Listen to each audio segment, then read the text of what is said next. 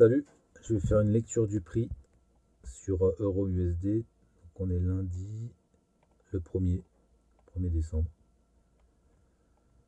Alors aujourd'hui, ça n'a pas pris la session asiatique en bas. Donc j'ai regardé cet après-midi.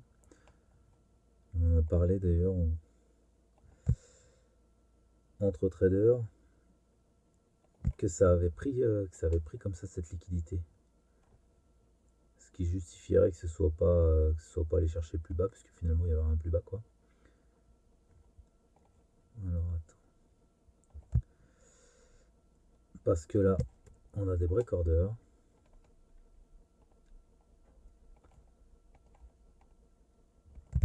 Dessous, on a des stops.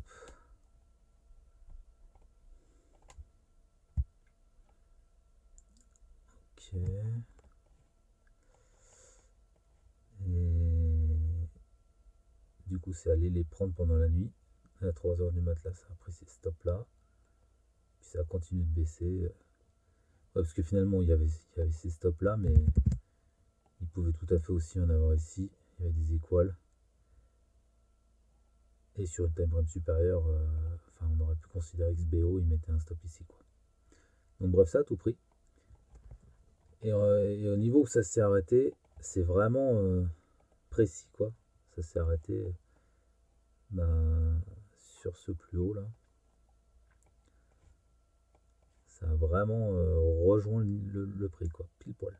Là, je suis sur les futurs contre futurs parce que je trouvais que sur mon échangeur, c'était vraiment beaucoup moins lisible. Il y avait juste une mèche de prise là, vers 4 h du mat et ça repartait. C'est beaucoup moins. Ouais, c'était moins lisible. Du coup, c'est retourné ici. Pourquoi ce serait pas allé plus bas d'ailleurs? Pourquoi ce serait pas retourné, je sais pas moi, ici?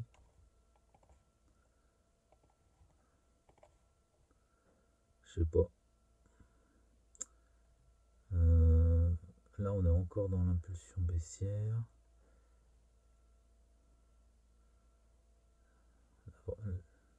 Là, on a cassé ici.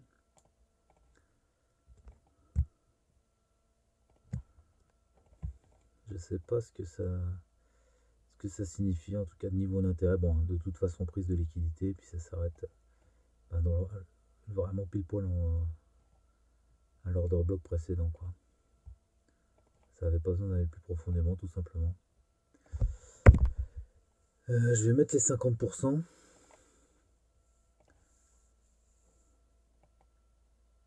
Ah ben non, faut pas que j'aille jusque là. Faut que j'aille jusqu'à plus haut. Parce qu'on parle de ce retracement là. Voilà. Et jusqu'à ce plus haut, bah clairement, on est déjà jusqu'au 50%, prise de liquidité. Ça suffit.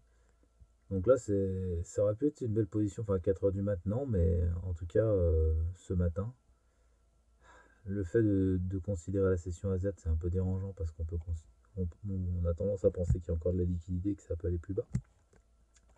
Mais en définitive, si elle a été prise dans la nuit, si on oublie qu'il y a la session asiatique, c'est tout à fait cohérent que ça revienne ici, que ça fasse pas de plus bas, parce que là, on a un modèle tel, donc on a un bas protégé. Ok. Donc ici, on a un breaker. Ça revient dans le breaker et ça fait un retour sur order block ici. Ok.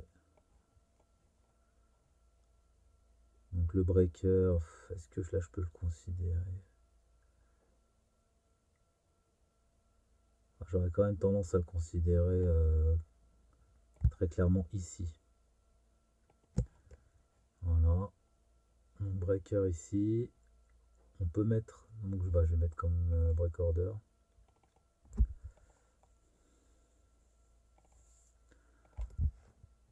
On peut mettre donc des stops dessous. Ici, voire même peut-être plus bas sur un time frame supérieur, il y en a forcément un petit peu. Quoique sur un time frame supérieur, on verra pas grand chose en fait, là pour le coup. Donc on va les mettre ici, de toute façon c'est ici que ça réagit. Et alors, c'est aller les prendre tout bêtement. Et ça a fait un retour sur order block, mais vraiment pile poil en plein milieu, quoi. C'est quand même impressionnant la précision. Donc si on avait considéré ce bas protégé et qu'on avait considéré le milieu de l'order block, donc là, en l'occurrence c'est en prenant les mèches, bon, dans 5 minutes, on aurait pu prendre position ici en limite. Je sais même pas si on aurait été déclenché, voilà, vraiment pile poil. Et on aurait une belle position pour continuer l'order flow, donc le haut de la session asiatique, avec un ratio de risque de 17. Eh ben.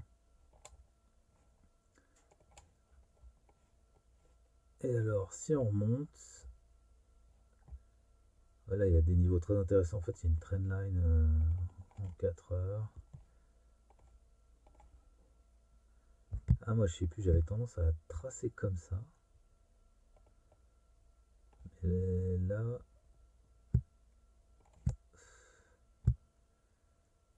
Ah, il y a aussi ça qu'on peut tracer à peu près, encore que...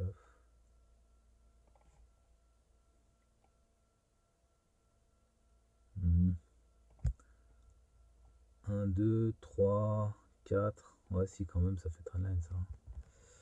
Donc, il est en train de se faire éclater. Donc, il y a quand même ce niveau-là. Je pense que la liquidité à viser, elle serait intéressante ici. Et donc là, ce retracement, c'est sans doute une opportunité d'achat pour aller la chercher.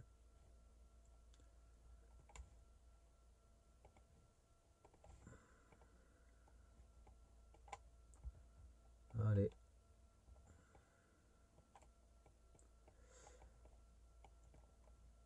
Ah oui, donc c'est monté. Ça s'est arrêté où? Ça s'est arrêté. Peut-être mettre dans 30 minutes.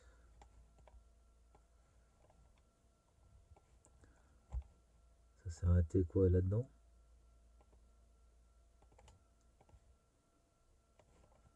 Ah, donc ici, BPR. Ça s'est arrêté là-dedans ou avant? Ah non, ça s'est arrêté là-dedans. Ça s'est arrêté pile poil dans le BPR. Intéressant.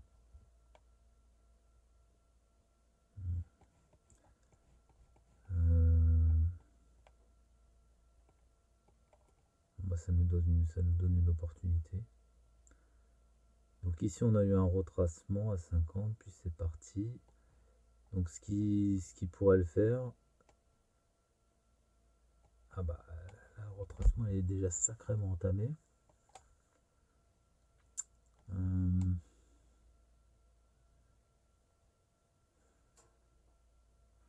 Est-ce que ça pourrait être pris de nouveau ici? Bah, on a une nouvelle cassure de structure, donc évidemment sur cette unité de temps on va mettre des break orders.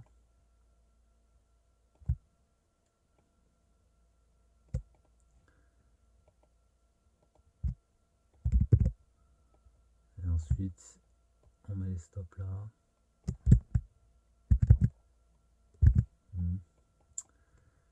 Ouais, donc on a des stops là, ouais, ça bouge pas, hein, ils sont là, hein, clairement, mais bon.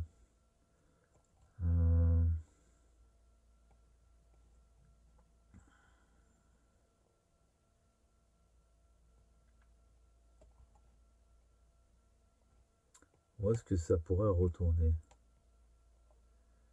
Mine de rien, là où c'est actuellement, ça me paraît pas déconnant parce que là on a eu la cassure structure, là on a le dernier order block avant, avant la cassure.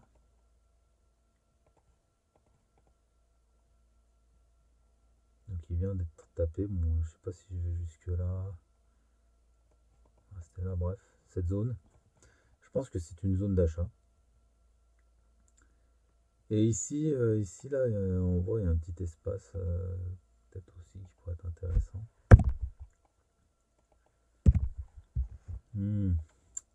Question que je me pose, c'est est-ce que finalement ça. Je vais enlever cette position. Est-ce que ça aurait du sens d'aller plus bas, d'aller là-dessous? Là, on a cette prise de liquidité. Maintenant, il y a une nouvelle structure. Donc, bon. Est-ce que ça aurait du sens d'aller là-dessous? Là, on a cette prise de liquidité. Maintenant, il y a une nouvelle structure. Donc, bon. Est-ce que ça aurait du sens d'aller là-dessous? Là, on a cette prise de liquidité. Maintenant, il y a une nouvelle structure. Donc, bon.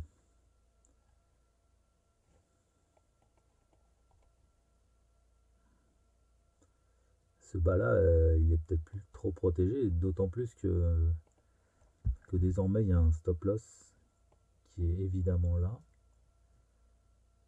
Euh, donc en fait là on a un retour sur order block. L'order block il est là hein, finalement. L'order block de ce time frame là, c'est celui-là. Enfin je dis ça mais attends. Non c'est pas celui-là. Ce serait plutôt logique de prendre celui-là.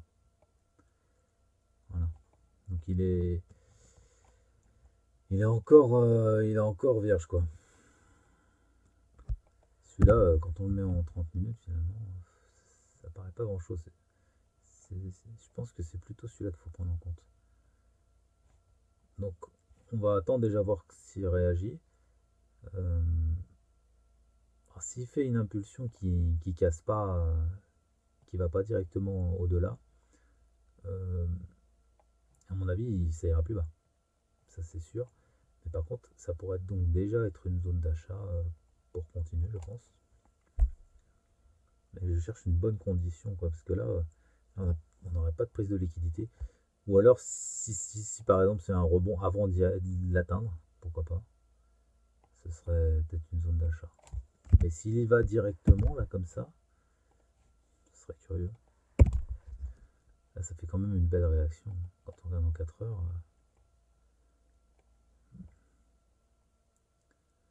Est-ce que le BPR aurait pu être déjà. Bah, mine de rien, c'est quand même.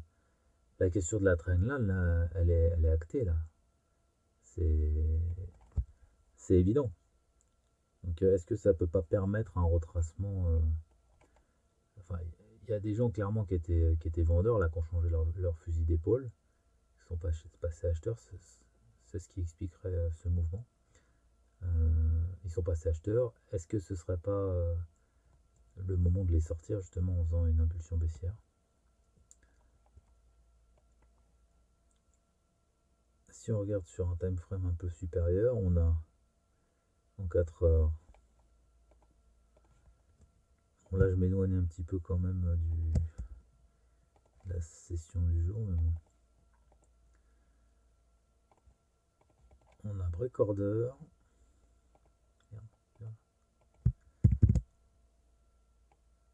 Trop petit. Voilà, on a break order. Je pense qu'on va mettre des stops là.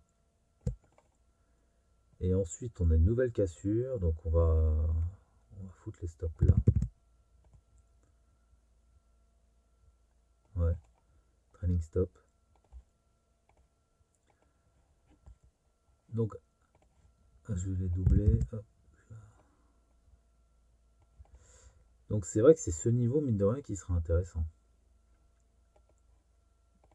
Un niveau achat 4 heures. Enfin, je veux dire, en tout cas, prise de liquidité.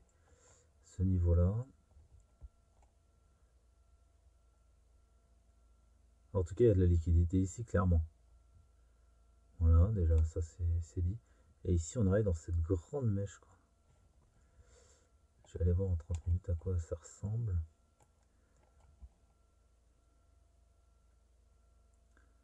Bah oui, c'est le BPR, mais qui avait déjà fait réagir. Donc ça retournera dedans.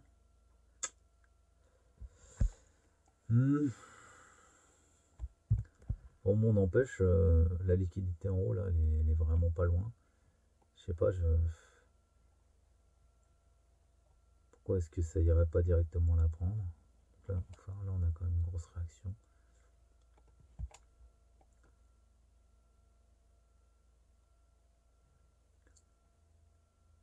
Qu'est-ce que ça pourrait prendre en premier? La première chose que ça pourrait prendre, c'est ce niveau. Je vois que ça. Donc à la limite, pour chercher un achat sur prise de liquidité, je vois que ce niveau. Je vais ajouter une alerte. Voilà. Et donc à voir la réaction. Donc soit ça part directement chercher la liquidité là-haut. Voilà, je sais pas, ça bricole, tac, ça prend ici, on regarde comment ça réagit. Ça pourrait faire ça. Soit ça réagit pas, ça traverse comme dans du beurre, et à ce moment-là, c'est ce niveau qui sera intéressant. Finalement, il sera pas si loin. Et on voit. Même scénario, quoi. Mais juste plus profond.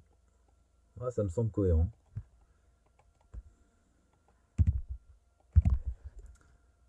Je vais mettre 2 smileys pour m'en rappeler là de icônes.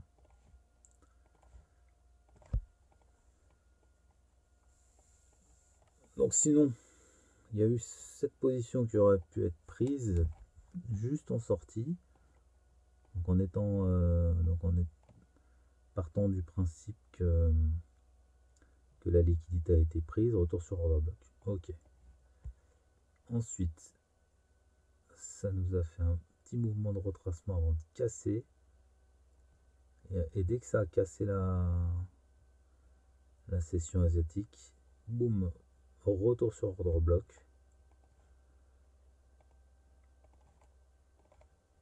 Là aussi, ça n'a pas traîné. Milieu d'order block. On aurait pu mettre une position comme ça.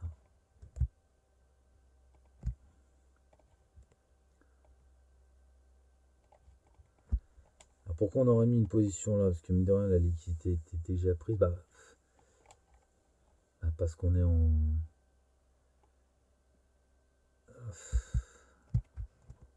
Parce qu'on a cassé la trendline. Casser la trendline comme ça de si peu, c'est rien quoi. C'est juste une petite réaction et avant que ça reparte.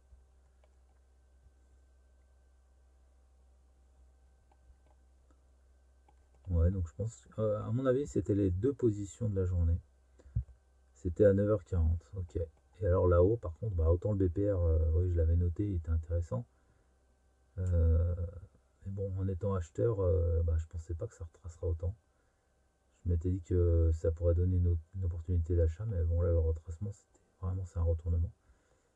C'est quand même bien, bien intéressant de le regarder, enfin de le remarquer. Allez, limite, du coup, on aurait même pu mettre le stop, on aurait pu prendre, je sais pas, au milieu du BPR et mettre le stop là-haut. Je sais pas, il faudrait que je vois à quel point c'est récurrent.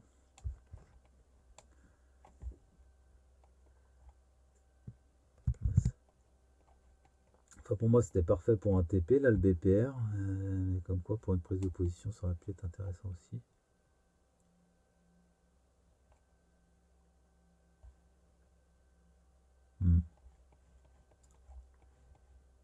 Bon, voilà, un plan achat pour demain.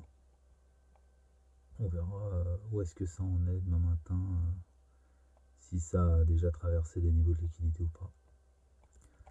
À bientôt.